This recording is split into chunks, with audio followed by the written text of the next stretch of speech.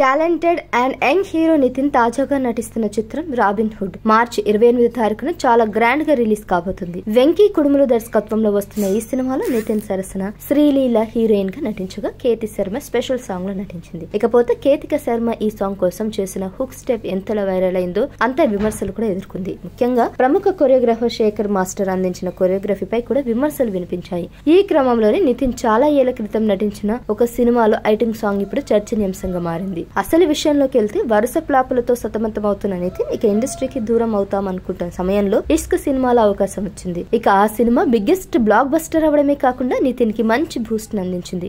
ఈ సినిమా తర్వాత ఆయన గుండె జారి గల్లంతైంది సినిమాలో నటించారు.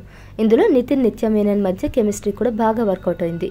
ఇకపోతే ఈ సినిమా హిట్ అవ్వడానికి ప్రధాన కారణం ఇందులో ఉన్న ఐటమ్ సాంగ్. ఇందులో ప్రముఖ బ్యాడ్మింటన్ స్టార్ గుత్తా జ్వాల నటించడం అప్పట్లో హాట్ టాపిక్ గా మారింది. ఈ ఐటమ్ సాంగ్ చేయడం ఇష్టం లేకపోయినా నితిన్ తన బెస్ట్ ఫ్రెండ్ అని అతని కోసమే ఈ ఐటమ్ సాంగ్ లో చేశానని అప్పట్లో చెప్పింది. ఇప్పుడు తాజాగా ఒక పాడ్కాస్ట్ ఇంటర్వ్యూలో పాల్గొన్న ఈమె ఆ సాంగ్ గురించి అలాగే తెలుగు ఇండస్ట్రీ గురించి పలు కామెంట్లు చేసింది.